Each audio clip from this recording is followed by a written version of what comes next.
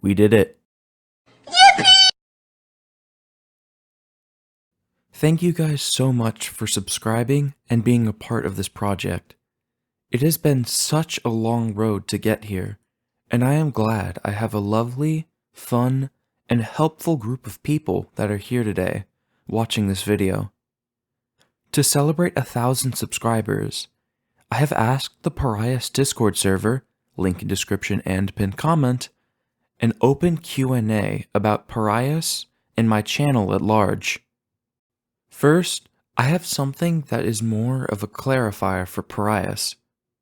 When I said Pariahs 5 million years abandoned, I counted those years in Parian years and not Earth years. A Parian year is close to double an Earth year, so 5 million Parian years post-abandonment is more closer to 10 million Earth years than it is 5, which may allow some more unique forms to appear in this time period.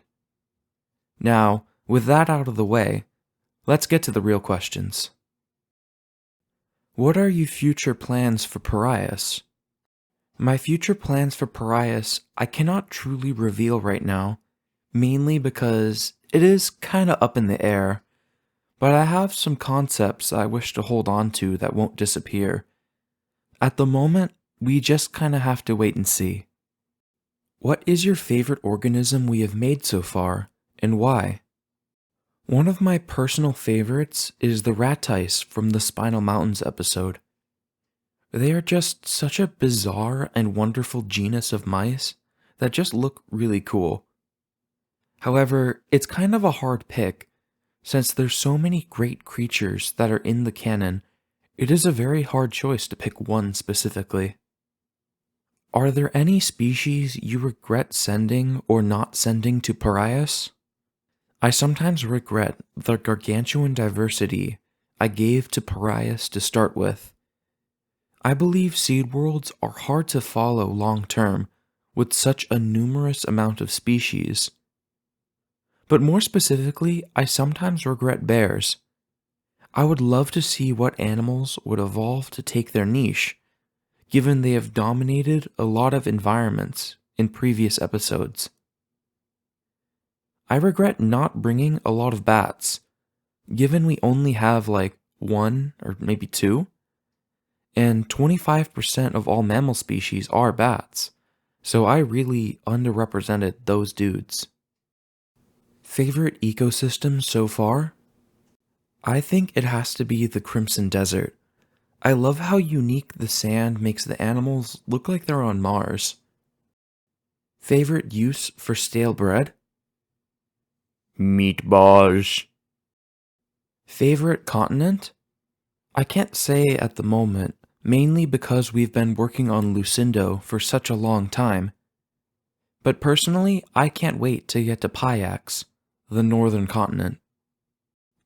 Roughly how long ago did you get the initial idea of Pariahs as a seed world? I started the idea of Pariahs back in 2020, but started the Pariahs Discord server around summertime of 2021.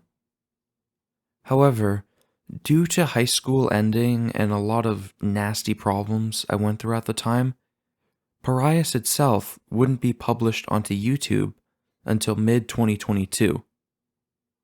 So I count Pariahs as being around 2 years old at the time this video has come out. What flora and or fauna had to be cut from the seeded list? We cut quite a few things, given they're reliant on animals not present on Pariahs. Avocados being chief among them, alongside a greenhouse of plants that can't be pollinated by anything other than hummingbirds, which also don't exist on this exoplanet. What's your favorite prehistoric fish and why? Dunkleosteus has to be my favorite. They're just lovely little Devonian pugfish. If you could add any organism from before the Cenozoic to Pariahs, which one would it be? I would likely bring a pterosaur, which could have some unique evolutionary changes happen on Pariahs. Given Parias's gravity is slightly lower than Earth's, they would be such fun to play with, like giant dragons of a new world. What's your opinion on highly speculative reconstructions of prehistoric life, a la All Yesterdays, and other modern paleo art movements? I love them. These reconstructions are really helpful in showing people that these were animals that once existed and were not simply movie monsters from the 90s or bad action movies from today. Looking at you, 65 or 66 or whatever that new movie was. Did you have any other ideas on speculative evolution projects? I was part of at least 3 speculative biology projects that all more or less died a few months into development. They were fun, and I still have the old artwork for them, but they all died long before I came up with my idea for Parias. What is, in your opinion, the best periods of Earth's history? My personal favorite was the Jurassic. It's such an interesting time, and some of my favorite dinosaurs are from that time period. What's your favorite movies/TV show, and why? My top 5 TV shows, in no particular order, are Bluey, The Owl House, The Dragon Prince, Avatar: The Last Airbender, and Amphibia. My favorite movie has to be the 1997 animated movie Anastasia. I've seen it like a dozen times, and it holds a very nice, warm place in my heart.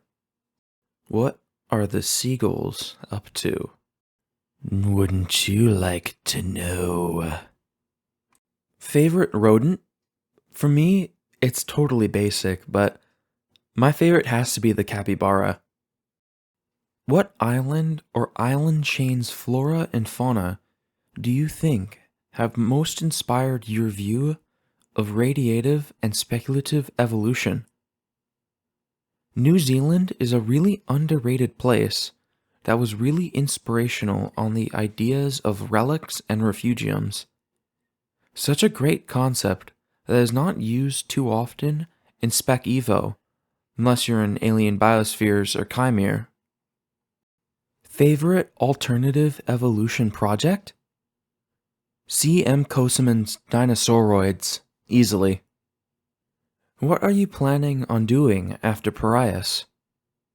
At this point, I don't know. I know I want to have a career in animation, and that is going to take priority over what I have here on the channel.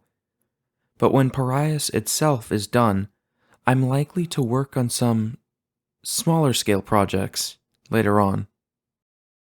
If one more biome or climate, or both, could be added to Parias, what biome or climate, or both, would it be? I would love to bring more isolated islands across the great ocean, as it is rather barren in outcrops of rock and stone. Do you plan on making speculative evolution videos about other shows, like what you did with The Owl House? I definitely want to. I have ideas for one related to Bluey or Amphibia, and would love to spend time binging either show and pick apart how they work biologically, because I think it would be a neat idea, and it would be a great way to bring in more viewers. Out of all of the Earth's bioregions to pull from for Parias, why North America? I just think it's kinda neat, not gonna lie. In a more serious way, I like a lot of the life forms that are on the continent, and some of my favorite animals are here, like alligators and American opossums. Plus, I was born in California, so I may be biased in some way. Do you plan on making something like a graphic novel in the future for Parias once the project is complete? I can't disclose all of my plans for Parias at this moment, but during and after the project's completion, I do plan to create and sell merchandise of the project if enough people ask for it. Why does your voice sound so good? That's the neat part. It's not. I'm just kidding. I keep a more chill and monotone voice when I make these videos. But in real life, I'm a bit more bombastic and silly than I may come across in the audiobooks or the Parias episodes. Thank you to all on the Discord server for asking these questions, and see you all soon! Coming soon to the channel this month is the big audiobook of Serena, depicting the entirety of the Hypostacene in a single 2-hour and 14-minute gargantuan video. If you guys want to see that, like, subscribe, and all that good stuff. Discord server is already in the description, so if you want to join and see what's going on in Parias, be my guest. Anyways, see y'all. Bye!